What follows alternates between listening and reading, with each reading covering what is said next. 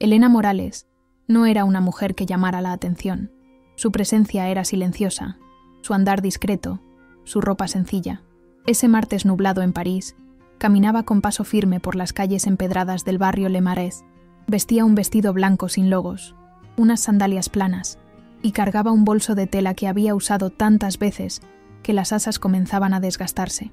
Su cabello recogido dejaba ver un rostro sin maquillaje, tranquilo, pero firme. Entró al museo con naturalidad, saludó con una leve inclinación a los trabajadores de la entrada y continuó su camino, como si supiera exactamente a dónde iba.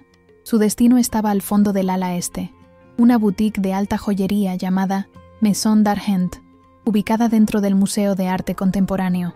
No estaba ahí por impulso. Tenía un motivo claro. Lo que no imaginaba era todo lo que aquel día iba a desencadenar. Mientras ella avanzaba, muchos de quienes ahora están viendo esta historia también están tomando un momento para conectarse con algo más grande. Si estás aquí, suscríbete al canal, acompaña este contenido con atención y comenta desde qué parte del mundo estás viendo el video. Nos encantará saberlo. También, si este tipo de historias te tocan el corazón, déjanos un me gusta. Es una forma sencilla pero poderosa de apoyarnos para seguir compartiendo relatos que merecen ser contados. Ahora sí, volvamos a Elena. Ella llegó hasta la entrada de la boutique y empujó la puerta sin dudar. En el interior, los pisos brillaban, las vitrinas relucían y el aire olía a perfume caro. No tardó en sentirse observada. Una mujer detrás del mostrador, Nadia, la encargada principal, la evaluó de arriba a abajo con rapidez y desconfianza. Nadie necesitaba hablar. La forma en que la miraban lo decía todo. ¿Puedo ayudarte?, preguntó Nadia con una sonrisa forzada, de esas que no llegan a los ojos. Elena no cambió el tono, ni se molestó. «Vengo a ver el brazalete de esmeraldas», dijo con tranquilidad.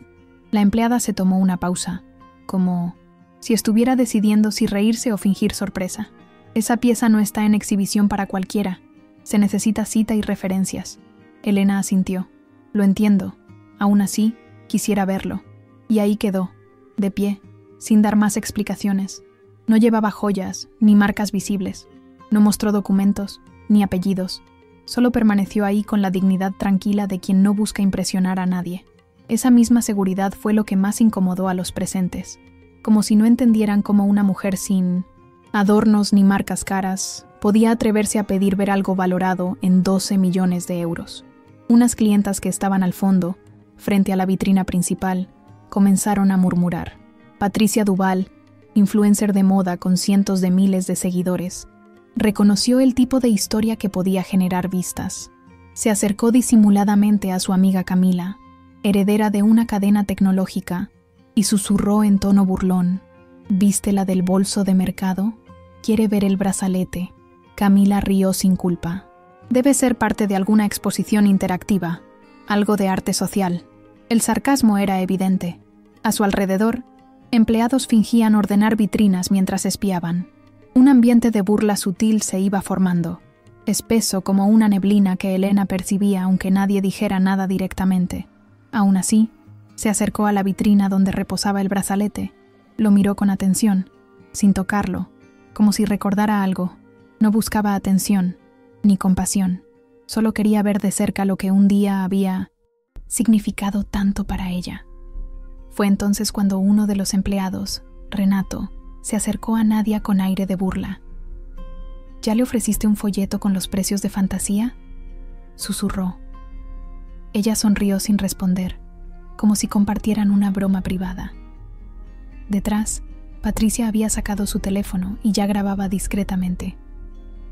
«La coleccionista anónima», murmuró mientras enfocaba a Elena de espaldas. Algunos empleados fingían no ver. Otros se sumaban con miradas de reojo. La escena tenía una tensión contenida, una crueldad silenciosa disfrazada de normalidad. Pero Elena no giró la cabeza, no reclamó, no pidió respeto. Siguió mirando el brazalete con una calma que, lejos de calmar, irritaba. Era como si su serenidad dejara en evidencia la bajeza de quienes se reían. Y esa incomodidad se intensificó a cada segundo que pasaba. Patricia, tal vez aburrida de no provocar ninguna reacción, hizo su jugada. Caminó detrás de Elena y fingió tropezar, tocándole el hombro al pasar. Ay, perdón, dijo en mí no me sin voz alta. Lo que nadie vio, o eso pensaban, fue cómo deslizó rápidamente un pequeño anillo de zafiro dentro del bolso abierto de Elena. Un movimiento rápido, ensayado, casi imperceptible. Pocos minutos después, mientras Elena se disponía a salir del local, con la misma tranquilidad con la que había entrado, la voz aguda de Patricia llenó la boutique. ¡Mi anillo! ¡Mi anillo desapareció! El alboroto fue inmediato. Camila dejó su copa. Nadia y Renato intercambiaron miradas. El guardia Matías se acercó de inmediato, con expresión severa.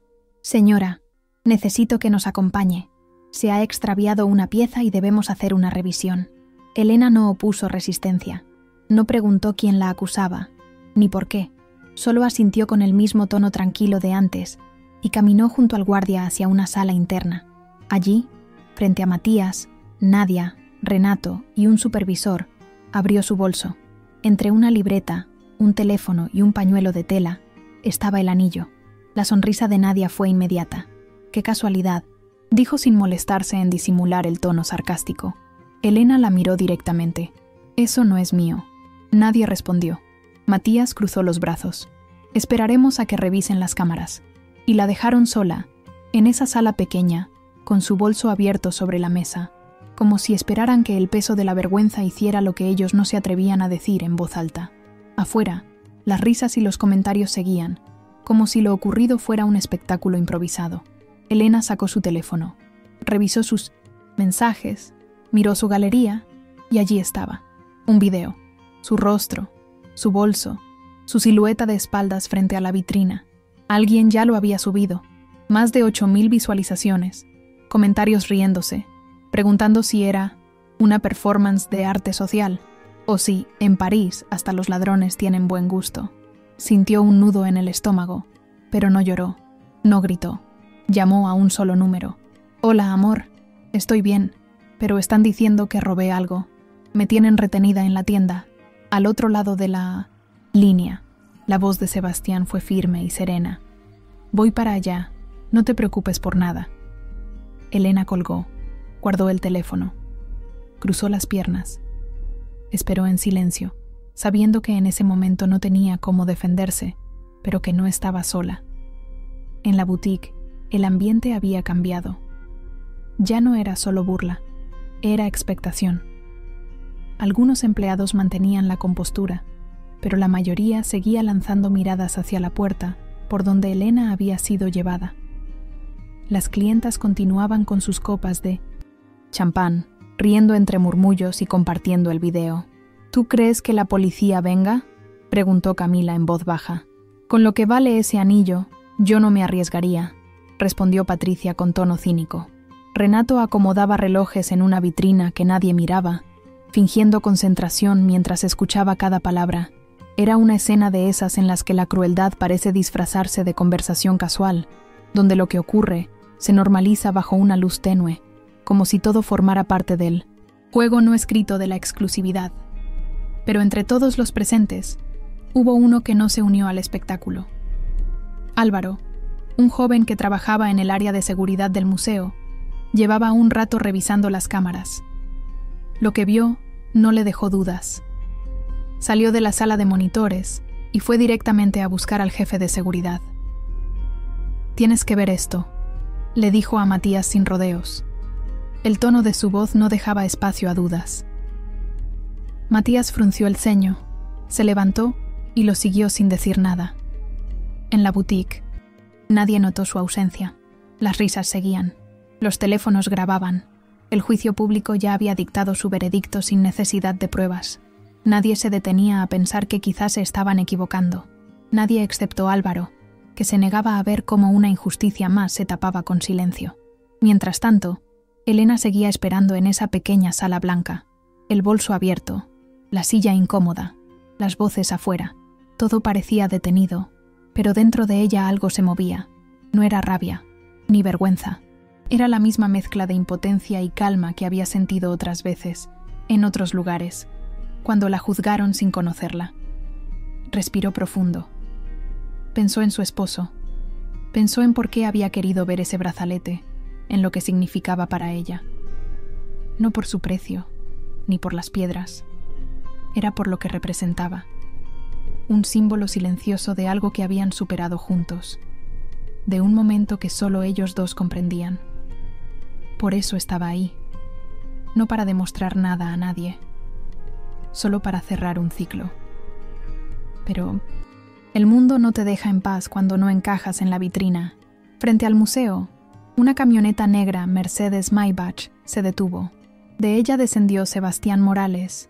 Vestía un traje oscuro perfectamente entallado, sin corbata, con paso decidido y mirada fija. Su presencia no era escandalosa, pero nadie que supiera quién era podría ignorarlo. Un camarero que trabajaba en un evento privado dentro del museo lo reconoció de inmediato. Ese es Sebastián Morales, el de las plataformas globales de 1900. Comercio, murmuró. La noticia se esparció rápido. Las puertas de Maison d'Argent se abrieron automáticamente a su paso. Dentro, el silencio fue inmediato. Las clientas dejaron de hablar. Los empleados se quedaron quietos. El dueño de la boutique, el señor Delacroix, bajó las escaleras internas al notar el revuelo. Señor Morales, no sabía que usted, intentó decir, pero Sebastián no lo dejó terminar. No estoy aquí por su tienda. Estoy aquí por mi esposa. La tienen retenida por una acusación, sin pruebas. Sebastián no alzó la voz, pero cada palabra suya pesaba. ¿La aislaron sin revisar las cámaras? ¿La expusieron públicamente? ¿La ridiculizaron? ¿Y todo sin confirmar nada?, preguntó con frialdad. Nadie respondió. Los empleados bajaron la mirada. En ese momento, Álvaro y Matías regresaron desde el área de seguridad. Álvaro sostenía una tablet en la mano. Se detuvo frente al grupo y sin rodeos dijo: «Ya revisamos las grabaciones.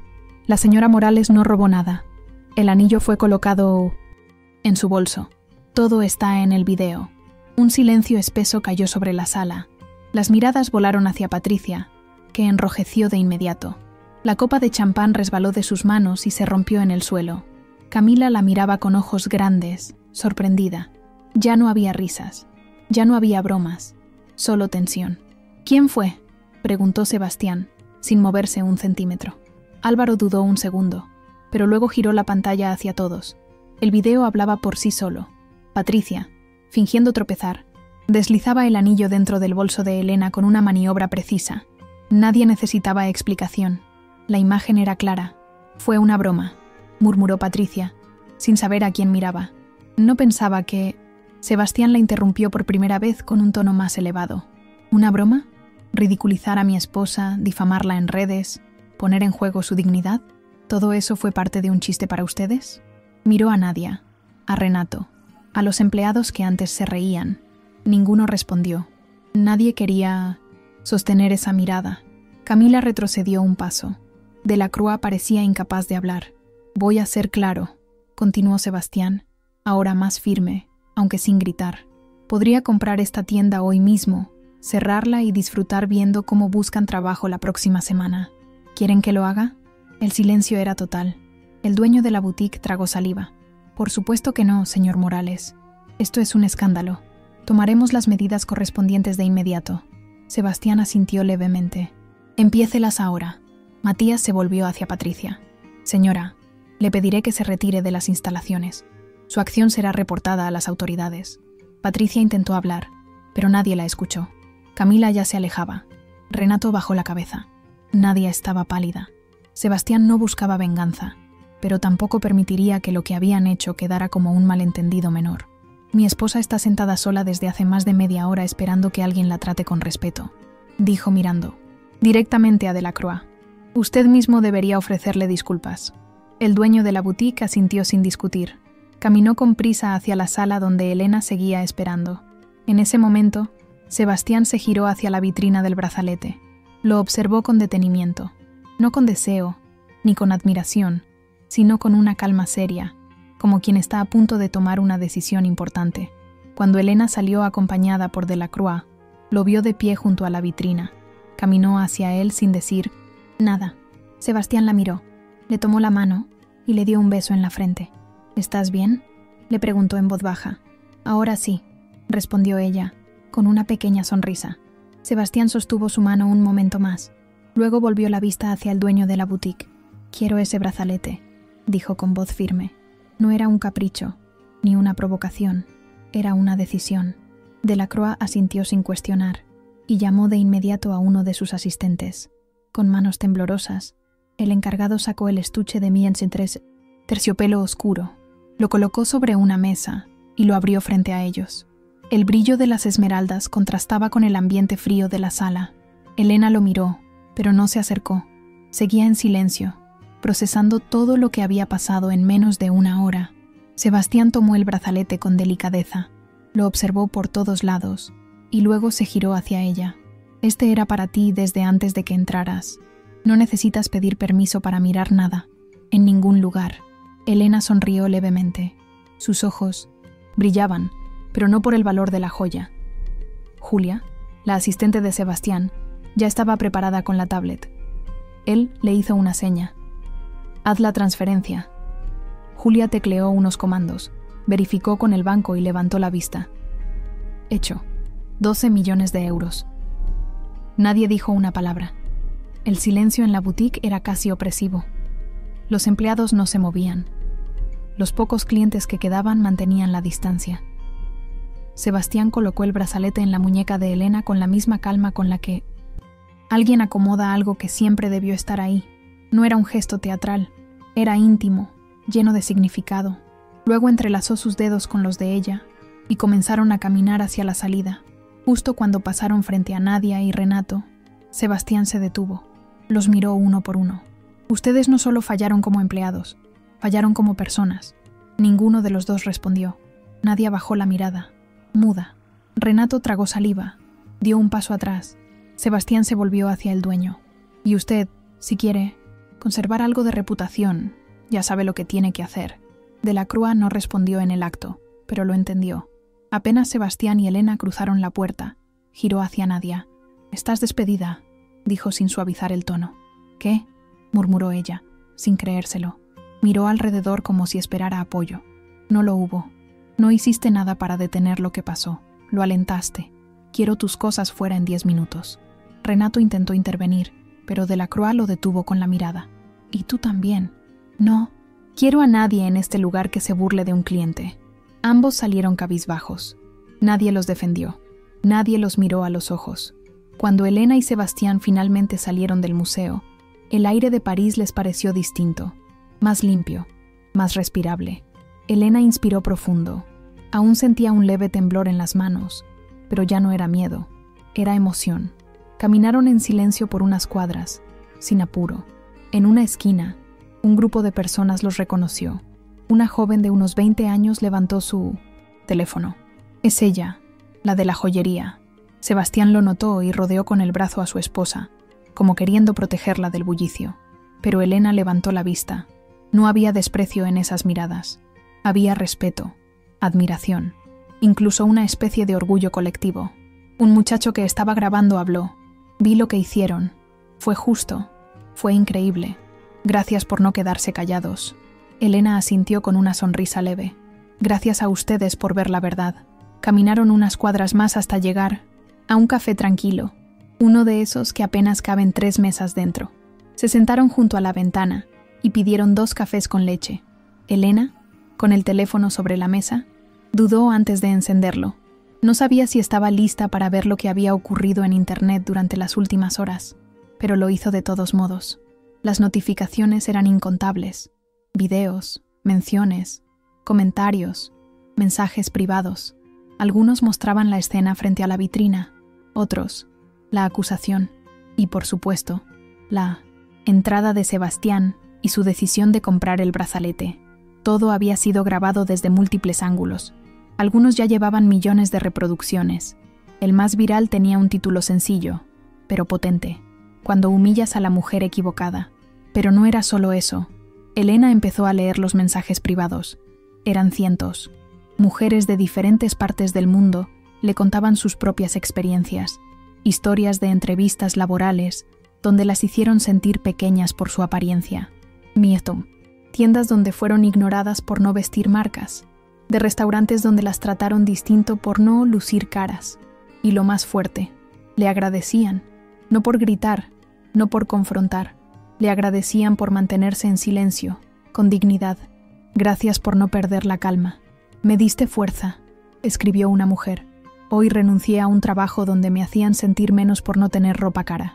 Elena leyó esos mensajes en silencio, uno por uno, sin responder aún. Solo los dejó entrar. Cada palabra le siento. Recordaba que lo que había pasado ya no era solo suyo. Sebastián, frente a ella, también los leyó. Se quedó en silencio unos segundos. Luego dijo: «Esto es más grande que lo del brazalete». Elena asintió. «Sí, mucho más grande». En ese momento, sus cafés llegaron. La escena parecía simple, casi cotidiana. 2 personas sentadas frente a frente en una mesa pequeña, bebiendo café. Pero algo había cambiado. No entre ellos, sino alrededor. Elena ya no era solo la mujer que había sido humillada. Era una figura pública sin haberlo buscado. Un símbolo involuntario de algo que muchas personas necesitaban ver. Sebastián, siempre discreto, entendía que no era momento de apagar esa luz. Por eso, mientras tomaban el café, le propuso una idea. Podríamos hacer algo con esto. Algo útil. Algo que sirva. Elena levantó la vista. Lo escuchaba, pero no sabía hacia dónde iba. Un fondo, dijo él. Una organización que ayude a mujeres que han vivido lo que tú viviste hoy. Que las respalde. Que les dé herramientas. Que las proteja. Ella no respondió de inmediato. Miró por la ventana, a las personas que pasaban, a los mensajes que seguían entrando. No le gustaba la exposición. No quería ser famosa, pero sabía que no podía quedarse quieta sabiendo lo que tantas otras estaban viviendo. ¿Estás hablando en serio?, preguntó. Claro, respondió Sebastián. Tenemos los recursos. Tú tienes la historia. Y muchas mujeres, ahora mismo, necesitan saber que no están solas. Elena lo miró con ojos húmedos, no por tristeza, sino por la certeza de que, sin planearlo, su vida había dado un giro profundo. 3 días después, Elena y Sebastián convocaron una pequeña rueda de prensa. No hubo alfombra roja ni convocatorias a medios de espectáculo. Solo una sala sobria, una mesa, un par de micrófonos y una pancarta sencilla que decía: «Fondo Brillar, por la igualdad y el respeto». Elena subió al estrado con su ropa habitual, vestido azul marino, cabello recogido y el mismo bolso de tela con el que había sido juzgada. No había glamour, pero sí firmeza. «No vengo a contar lo que me hicieron», dijo al comenzar. «Todos ya lo vieron. Vengo a hablar de lo que vamos a hacer con eso». Su voz no tembló. Anunció que el valor íntegro del brazalete, los 12 millones de euros, sería destinado al fondo. El objetivo: apoyar legal, psicológica y educativamente a mujeres que enfrenten discriminación por su apariencia o condición social. Las cámaras captaron ese momento. No hubo gritos de entusiasmo, ni aplausos exagerados. Hubo silencio, un respeto denso, de esos que se sienten más que se oyen. Al final, todos se pusieron de pie. Afuera, cientos de personas esperaban con carteles. «Gracias, Elena, nos representas, no estás sola». Las redes se llenaron de mensajes de apoyo. Algunos, de mujeres que habían vivido situaciones similares. Otros, de personas que simplemente se sintieron conmovidas por la dignidad con la que Elena había respondido a la humillación. La historia ya no era de ella, era de muchas. La escena en la joyería se había convertido en una chispa que encendió un movimiento. Y aunque ella no lo había planeado, tampoco pensaba retroceder. La reacción no se hizo esperar. Mason Dargent comenzó a recibir cancelaciones masivas. Marcas de lujo retiraron sus colaboraciones. Influencers que antes se mostraban en sus vitrinas eliminaron publicaciones. Clientes VIP anulaban citas. Una ex empleada publicó un video diciendo que lo que pasó con Elena no era un caso aislado. Era parte de una cultura elitista arraigada en la tienda. Contó cómo los empleados clasificaban a los clientes por su ropa, su acento o su color de piel. Ese testimonio lo cambió todo. Fue como si, de pronto, la máscara cayera. Lo que antes era prestigio, ahora era sinónimo de discriminación. La tienda pasó de símbolo de exclusividad a objeto de vergüenza pública en cuestión de días. Nadia y Renato, los empleados que se habían burlado de Elena, intentaron limpiar su imagen. Renato dio una entrevista, en la que se victimizaba diciendo que todo fue un malentendido y que había perdido su empleo injustamente. Pero el video fue tan mal recibido que terminó cerrando sus cuentas. Nadia subió un video llorando, con fondo blanco y maquillaje corrido, pidiendo perdón. Pero los comentarios no tuvieron compasión. ¿Te arrepientes de lo que hiciste o de que te grabaron? Elena no respondió públicamente a ninguno de ellos. No era su estilo, pero sí compartió una reflexión privada con su equipo. No, quiero que esto se convierta en una cacería.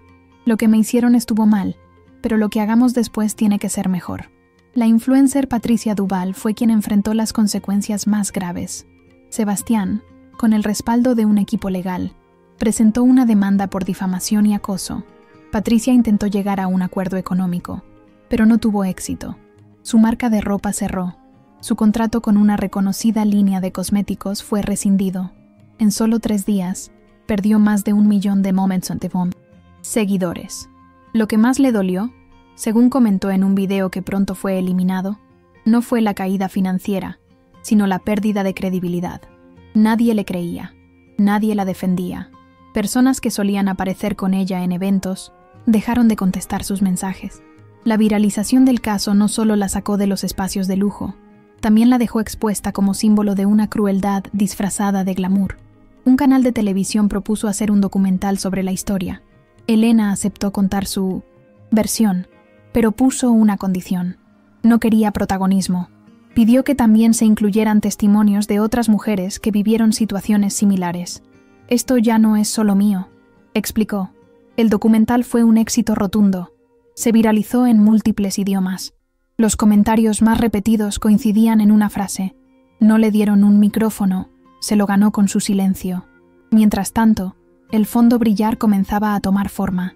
En menos de una semana, más de 20 abogadas se ofrecieron como voluntarias para brindar asesoría legal gratuita a mujeres discriminadas en espacios laborales o comerciales. Universidades de prestigio contactaron a Sebastián y a Elena para colaborar en investigaciones sobre prejuicios sociales. Elena se sentía abrumada, pero también profundamente motivada. Todos los días recibía decenas de mensajes, correos, cartas. Algunos relatos eran desgarradores, otros conmovedores. Todos compartían una misma raíz: mujeres que habían sido ignoradas, subestimadas o humilladas por no parecer exitosas. Un correo en particular la hizo llorar. Era de Julia, una recepcionista en una empresa de servicios financieros. Un día usé ropa sencilla porque no tenía nada limpio, y mi jefe me pidió que no me pusiera cosas de pobre. Me sentí invisible hasta que vi tu video. Renuncié. Ahora estoy buscando un trabajo donde me valoren de verdad. Gracias por demostrar que la dignidad no se compra. Se defiende. Elena le respondió personalmente y luego compartió el mensaje con su equipo. Esta historia tiene que ser la primera que compartamos en el sitio del fondo. Así nació una nueva sección del Fondo Brillar. Cada semana, una historia real sería destacada, como forma de visibilizar lo que muchas viven en silencio. Sebastián, por su parte, comenzó a buscar alianzas estratégicas. Contactó asociaciones internacionales, bufetes jurídicos, colectivos de mujeres. Su equipo contrató psicólogas, asesoras laborales y comunicadoras. Lo que empezó como una reacción emocional estaba tomando la forma de un movimiento organizado, profesional, sólido. Elena no quería que se convirtiera en una moda pasajera. Quería que perdurara, que sirviera, que tuviera impacto real. Y para eso necesitaban estructura, compromiso y tiempo. Lo más difícil, sin embargo, seguía siendo digerir lo que había pasado, lo rápido que todo había cambiado, lo profundo que había calado en tantas personas, y la responsabilidad que ahora sentía por no decepcionarlas. Maison d'Argent, por su mina parte, intentaba contener los daños. El dueño, Delacroix, publicó un segundo comunicado, esta vez más extenso y con un tono visiblemente más sincero. Admitía que había existido una cultura de elitismo silencioso en su galería y que lo sucedido con Elena era inaceptable, pero ya era tarde. Las grandes marcas retiraron sus piezas en préstamo. Las vitrinas que antes brillaban con exclusividad quedaron vacías. Las citas privadas fueron canceladas en masa. Las influencers de moda dejaron de mencionar el lugar. En las calles de París, Maison d'Argent dejó de ser sinónimo de lujo. Se convirtió en un símbolo de vergüenza. De la noche a la mañana, lo que antes era aspiracional pasó a ser un recordatorio incómodo de cómo se puede perder todo por tratar mal a una persona que no encajaba en el molde. Mientras el nombre de la boutique caía, el de Elena seguía creciendo, no como una celebridad, sino como una figura de referencia, alguien que había enfrentado una injusticia y que, en lugar de gritar, construyó. En el aniversario del suceso, Sebastián le propuso algo especial. Estaban caminando juntos por el museo donde todo había comenzado cuando él dijo: ¿y si donamos el brazalete? Que no quede guardado en una caja, que sirva para inspirar. Elena lo miró, sorprendida. ¿Dónde lo pondrías?, preguntó. Aquí mismo, en el museo, pero no como joya de lujo, sino como símbolo de memoria, con una placa que cuente tu historia, no la mía, la nuestra. Ella no respondió de inmediato. Caminó unos pasos, miró a su alrededor y finalmente asintió. No por vanidad, sino porque entendía lo que eso significaba. El museo aceptó la propuesta con entusiasmo. Semanas después, el brazalete fue colocado en una vitrina especial, con una inscripción tallada en mármol blanco. Esta joya no brilla más que quien supo usarla con dignidad. Elena asistió a la inauguración sin discursos, sin fotógrafos. Solo caminó junto a Sebastián, observó la pieza, leyó la placa y se quedó unos minutos en silencio. Había personas de pie a su alrededor. Algunas la saludaron, otras simplemente la miraron con respeto. Una señora mayor se le acercó despacio, con lágrimas en los ojos. Gracias por no quedarte callada, hija. Hiciste que muchas despertáramos. Elena la abrazó y le ofreció un asiento a su lado. Esa escena, captada por una cámara sin intención de viralizar, se convirtió en una de las imágenes más compartidas de ese año. Esa noche, de vuelta en casa, mientras tomaban té en la terraza, Sebastián le preguntó: ¿estás feliz? Elena tardó en responder. Miró el cielo, jugó con la cucharita dentro de la taza y luego lo miró a él con ternura. Estoy en paz, y eso vale más que cualquier joya. Sebastián le tomó la mano y acarició su muñeca, donde antes había estado el brazalete. Siempre valiste más que todo eso. El mundo recién lo está entendiendo. Elena sonrió sin palabras. No necesitaban decir más. Habían pasado juntos por un momento que podría haber destruido a cualquiera, pero lo transformaron en algo útil, no para ellos, sino para tantas otras personas. Y aunque sabían que la exposición no duraría para siempre, el impacto real ya estaba hecho. Había dejado huella. Con el tiempo, Elena fue alejándose poco a poco del foco público. No porque tuviera algo que esconder, sino porque nunca lo buscó. Su intención jamás fue volverse viral ni convertirse en una figura pública. Todo lo que hizo, lo hizo desde la necesidad de reparar algo que le había dolido profundamente. Aún así, seguía trabajando con el equipo del Fondo Brillar, ahora con sedes en otras ciudades europeas. En cada una, un grupo de mujeres capacitadas brindaba apoyo psicológico, asesoría legal y acompañamiento a quienes enfrentaban desprecio o discriminación por su apariencia o condición social. Más de 1000 mujeres recibieron ayuda en los primeros 4 meses. Algunas solo necesitaban ser escuchadas, otras, herramientas concretas para defenderse. Todas, en algún momento, habían sentido que no encajaban. La rutina de Elena no cambió mucho. Seguía vistiendo de forma sencilla, paseaba por los mismos cafés de siempre, visitaba librerías pequeñas, pero ahora, en su bolso, además de una libreta y una pluma, llevaba también pequeñas cartas que le llegaban todas las semanas. Algunas las guardaba en una caja de madera que tenía en el escritorio de su casa. Una tarde, mientras revisaba informes en el jardín, recibió una caja sin remitente. Dentro, una nota escrita a mano decía: «Fui una de las que se rió. Me dejé llevar por la presión del grupo. Vi tu mirada, pero la ignoré. No puedo darte la cara, pero quiero que sepas que me arrepiento». Acompañando la nota, una pulsera artesanal de hilo rojo con cuentas de madera formaba la palabra «perdón». Elena la sostuvo entre los dedos largo rato antes de guardarla en su caja más íntima. No compartió ese gesto con nadie, no subió fotos, no lo mencionó en entrevistas, pero lo recordó, porque entendía que el verdadero cambio no siempre ocurre frente a las cámaras. A veces empieza en silencio, en la conciencia de alguien que decide no volver a actuar como antes. Días después, fue invitada a una conferencia internacional sobre inclusión en espacios de lujo. No era el tipo de evento al que solía asistir, pero aceptó. Subió al escenario con su estilo de siempre, Ropa sencilla, cabello recogido, una mirada directa. Durante años nos enseñaron que hay que parecer para pertenecer, dijo.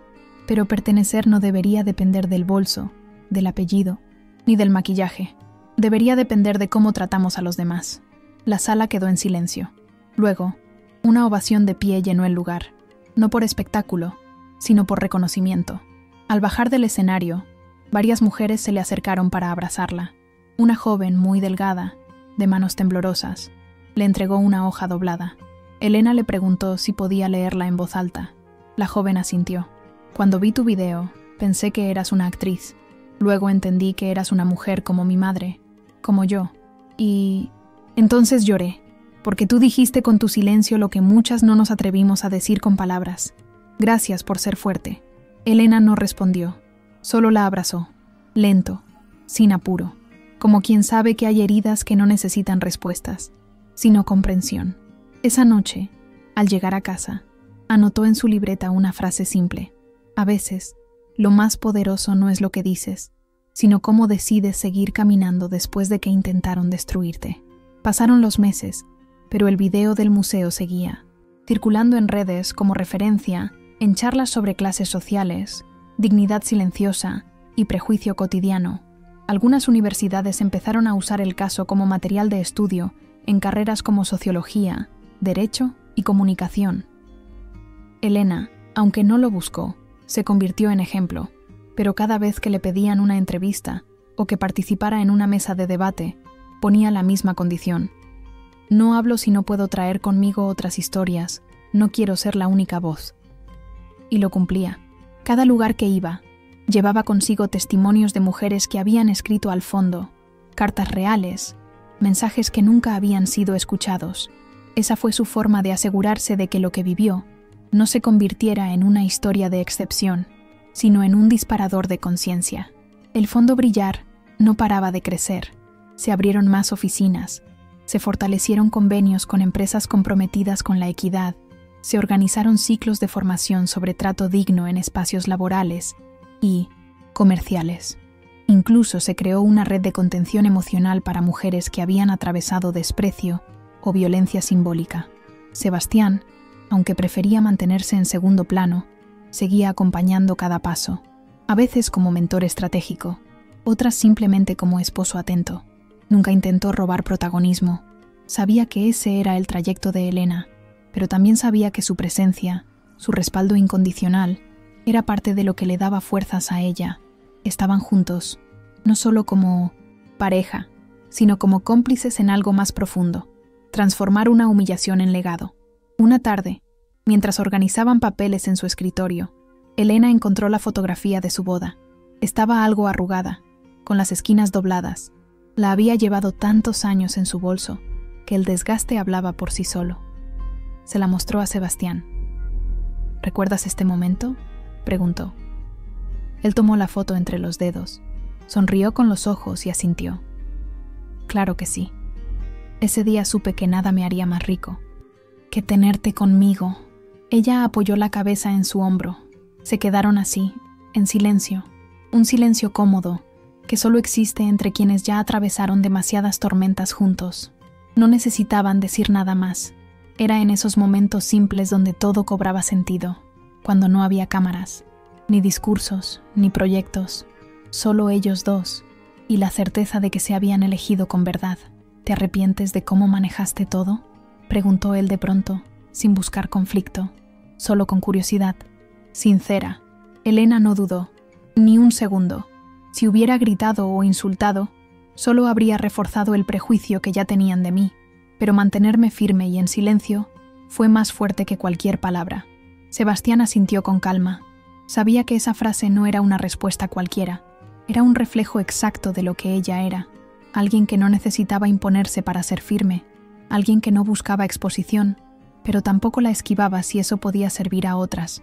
En el fondo, él admiraba eso. Desde el primer día, Elena nunca había sido una mujer de espectáculo, era una mujer de convicción. Y en ese mundo donde tantos hablan sin sentido, su forma de estar en silencio había resonado más fuerte que cualquier viral. Semanas después, el museo donde todo había ocurrido organizó una jornada cultural abierta al público. No era una gala, ni un evento de lujo. Era una invitación comunitaria, con talleres, charlas, actividades para estudiantes, familias, docentes. El objetivo, reflexionar sobre inclusión, respeto y trato justo. En una de las salas, junto al brazalete donado por Elena y Sebastián, colocaron una pantalla donde se proyectaban testimonios de mujeres que habían cambiado su vida inspiradas en aquella historia. No hubo producción extravagante ni luces, solo rostros reales, hablando con voz temblorosa, sincera. Una joven contó cómo decidió estudiar diseño de modas después de años de burlas por su ropa. Otra relató cómo logró denunciar a su jefe por discriminación. Una tercera, simplemente, dijo entre lágrimas: «Gracias por demostrar que se puede vencer sin destruir». Elena llegó acompañada de Sebastián. Nadie los anunció. No subieron al escenario. No buscaron protagonismo. Caminaron juntos, en silencio, observando los testimonios. Cuando llegaron frente a la vitrina del brazalete, ella se detuvo unos segundos más. No por nostalgia, sino para recordar lo que había sentido aquella vez. La sensación de ser invisible y juzgada, la impotencia, la rabia callada, pero también el momento en que sintió que alguien la sostenía, que no estaba sola. Miró a Sebastián, que la observaba en silencio. Le tomó la mano. Esa simple acción era suficiente. Lo había sido entonces, y lo seguía siendo ahora. A veces, en medio del ruido, lo que más se necesita es eso. Alguien que no se aparte cuando todos se alejan. A un costado de la sala, una mujer mayor se acercó despacio. Tenía el cabello recogido con una peineta antigua y vestía con sobriedad. «Gracias por no quedarte». «Callada, hija. Hiciste que muchas despertáramos». Elena la miró con ternura. No preguntó su nombre, solo la abrazó. Luego le ofreció sentarse junto a ella. Durante el resto de la jornada, compartieron miradas, comentarios breves, sonrisas. No era necesario más. A veces, una palabra justa en el momento correcto puede reescribir muchas cosas que fueron dichas con desprecio. Al terminar el evento, algunos medios intentaron acercarse a Elena, pero ella prefirió no dar declaraciones. «Hoy no soy yo la que debe hablar», dijo. «Hoy les toca a ellas». Señaló la pantalla donde seguían rotando historias reales. Se alejó del lugar sin cámaras, sin discursos, sin necesidad de explicaciones. Esa noche, ya en casa, tomaron té en la terraza. Hacía fresco, pero no molestaba. Sebastián acomodó una manta sobre las piernas de Elena y se sentó junto a ella. «¿Te das cuenta de todo lo que provocaste con un solo acto de dignidad?», preguntó él, sin esperar elogios. Elena no respondió enseguida. Miró las luces de la ciudad a lo lejos. Pensó en lo vivido, en lo que había comenzado como una simple visita a una boutique y terminó en algo que aún no terminaba de entender. Finalmente, dijo: «Yo solo fui yo. No sabía que eso era tan raro». Sebastián sonrió, le acarició la mejilla con los dedos y respondió: «Y por eso fue tan fuerte, porque fuiste tú sin pedir permiso». Esa noche no hablaron más del tema. Solo se quedaron ahí, en silencio, sintiendo que, por fin, todo estaba en su lugar. El impacto del fondo brillar seguía expandiéndose. En solo 6 meses, se habían creado programas de becas para jóvenes de bajos recursos interesadas en carreras artísticas, convenios con empresas para capacitar a sus equipos en trato digno y políticas de inclusión, y hasta una línea de atención psicológica para mujeres que se sentían afectadas por entornos de discriminación sutil. Lo que al inicio parecía solo una reacción emocional frente a una humillación puntual, ahora era una red sólida de apoyo, acción y transformación. Elena dedicaba parte de sus días a revisar proyectos, a probar ideas, leer informes, pero siempre se reservaba tiempo para responder al menos una carta. Sabía que para muchas, escribirle era un acto de coraje, y si alguien se atrevía a contarle su historia, ella debía tener la delicadeza de leerla entera. Algunas cartas eran breves, otras, muy largas. Había relatos de dolor que no habían sido contados nunca antes. Mujeres que, como ella, habían sido tratadas con desprecio en 1900 tiendas, oficinas, entrevistas o reuniones sociales, por no llevar la ropa adecuada, por no usar maquillaje, por no aparentar un estatus que no necesitaban. Pero también había historias de superación, de renuncias, de comienzos nuevos. Una carta, en particular, la conmovió profundamente. Provenía de una trabajadora de limpieza de un hotel de lujo. Hace 2 semanas me gritaron delante de clientes porque pensaron que me había metido a una habitación que no me correspondía. Me sentí sucia, humillada. Esa noche vi tu historia. Al día siguiente pedí hablar con la gerencia. Llevé impreso tu caso y les dije que también merezco respeto. Me ofrecieron disculpas y una mejora en mis condiciones laborales. Gracias por darme el coraje. Elena guardó esa carta con especial cuidado, no porque fuera la más dramática, sino porque confirmaba algo que venía sintiendo desde el principio. Su historia no era única. Lo que había vivido le pasaba a muchas. La diferencia era que, esta vez, no se había dejado aplastar. Y eso, aunque no lo planeó, había hecho eco en otras mujeres que también decidieron alzar la mirada. Para ella, eso era lo más valioso. Saber que el silencio con el que soportó una humillación se había transformado en la voz que otras estaban buscando. Por eso, cada vez que se sentía cansada, o saturada por la exposición, o con ganas de volver a la vida privada por completo, abría esa carta y recordaba que mientras haya una mujer que necesite sentirse vista, ella aún tenía un papel que cumplir. Por su parte, Sebastián seguía a su lado con la misma serenidad de siempre. Nunca fue el tipo de hombre que necesitaba reconocimiento público, pero estaba ahí, firmando acuerdos, reuniéndose con fundaciones, tejiendo alianzas estratégicas. Algunas veces lo hacía solo, otras, caminando al lado de Elena, como el primer día. La imagen de ambos se volvió habitual en eventos sociales comprometidos, pero nunca posaban con exageración. No se trataba de imagen, era una causa, compartida. Se los veía en cafés pequeños, conversando con activistas, o paseando por jardines de París sin cámaras, sin asistentes, sin protocolo. A la gente le llamaba la atención verlos tan normales, pero quienes los conocían bien sabían que ese siempre había sido su estilo, y probablemente, por eso, todo lo que construyeron se sostenía con tanta fuerza. Una tarde cualquiera, mientras revisaban documentos en su sala de estar, Elena se detuvo frente a una hoja en blanco. Había empezado a escribir algo, pero no encontraba las palabras. Sebastián la observó en silencio y luego preguntó, sin presionarla, ¿en qué estás pensando? Elena respondió sin levantar la vista, en todo lo que pasó y en lo que aún nos falta hacer. No era nostalgia, tampoco angustia. Era la conciencia clara de que lo que habían iniciado juntos seguía creciendo más allá de ellos. El fondo brillar había comenzado como una respuesta emocional a una injusticia personal, pero ahora se había convertido en un punto de apoyo para miles de mujeres. Y Elena entendía que, aunque no podía llevar el peso del mundo, sí podía acompañar a muchas en su camino. De vez en cuando, recibían invitaciones para eventos internacionales. Algunas veces las aceptaban, otras no. Lo decidían juntos, según el enfoque. Elena no quería ser convertida en marca. No quería que su nombre fuera usado para campañas publicitarias vacías o alianzas por conveniencia. Cada decisión la tomaban con calma, discutiendo los valores detrás. Si no hay respeto de verdad, no vamos, solía decir ella, y Sebastián asentía, porque lo que más les importaba era no traicionar la esencia de lo que había pasado.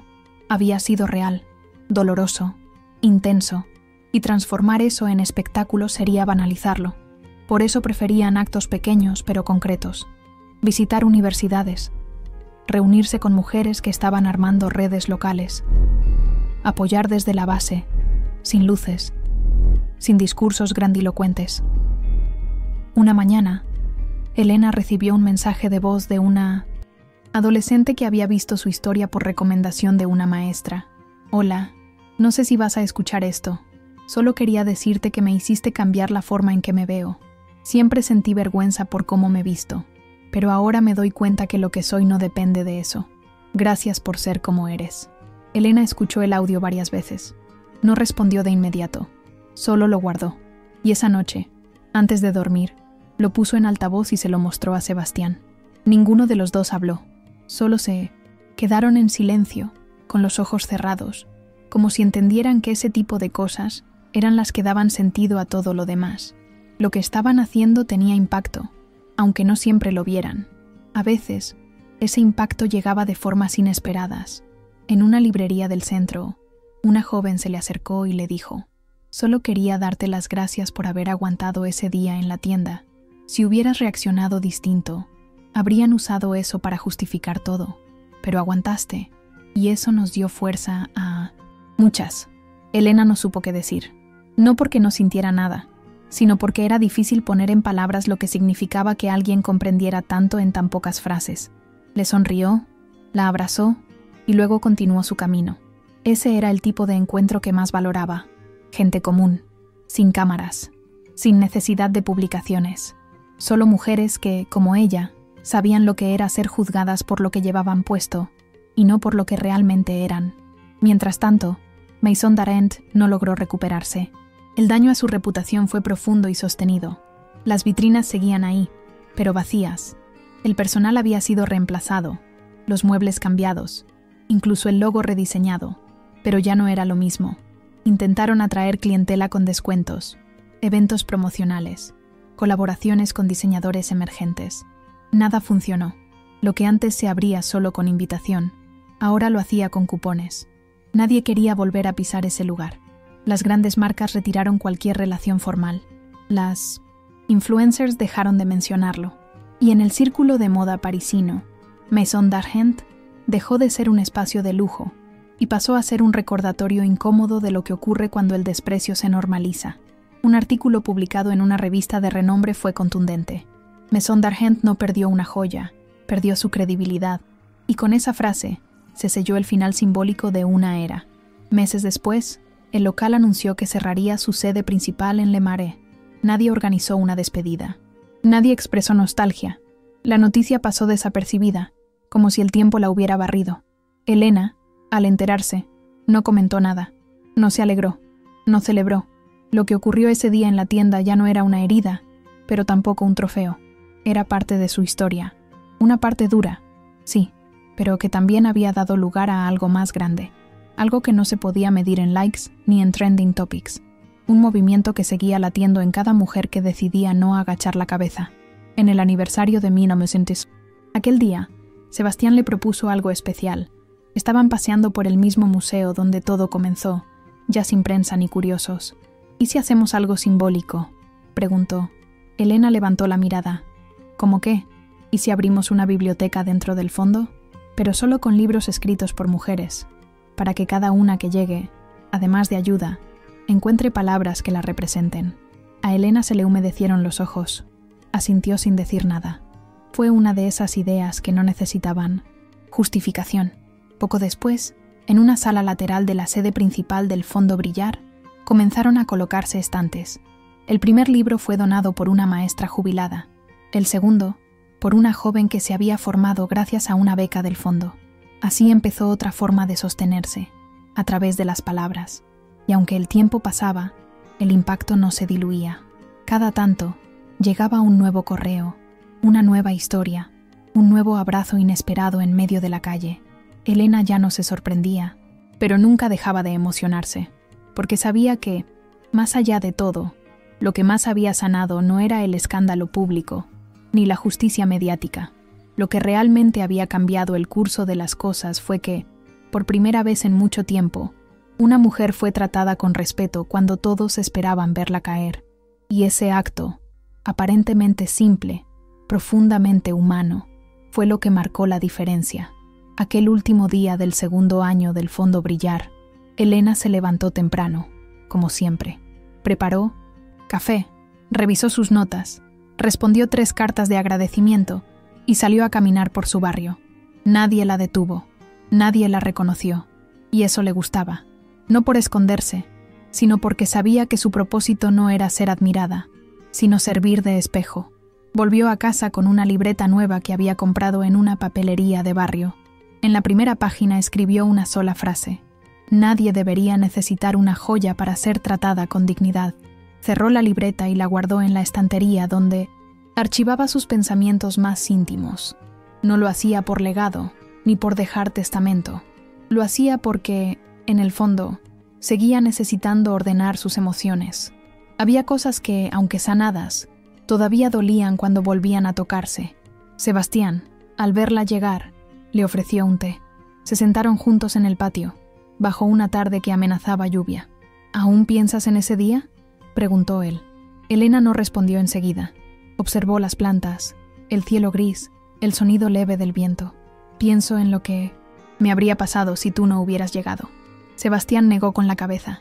Tú ya habías hecho lo más difícil, mantenerte de pie. No se lo decía para halagarla, lo decía porque lo creía. Elena sonrió sin mirar. A veces, esa era la manera en que funcionaban. Sabían lo que el otro sentía sin tener que repetirlo. Había una complicidad silenciosa que les permitía seguir adelante sin necesidad de repasar constantemente el pasado. Antes de anochecer, Elena revisó por última vez su bandeja de entrada. Había un mensaje nuevo, sin asunto. Era de una joven llamada Mirela. No tengo una gran historia. Nadie me humilló en público ni me expulsó de una tienda, pero durante años sentí que no era suficiente, que no pertenecía, hasta que vi tu historia, no por lo que te hicieron, sino por cómo reaccionaste, porque me di cuenta que a veces no se trata de alzar la voz, sino de no bajar la mirada. Desde entonces me paro distinto, camino distinto. Gracias por existir. Elena cerró el correo con los ojos húmedos. No contestó de inmediato. Solo apoyó la cabeza en el respaldo de la silla y se quedó ahí, en silencio, como si ese mensaje resumiera todo por lo que había pasado. Esa noche, al apagar la luz del cuarto, Sebastián le tomó la mano. ¿Estás cansada?, le preguntó.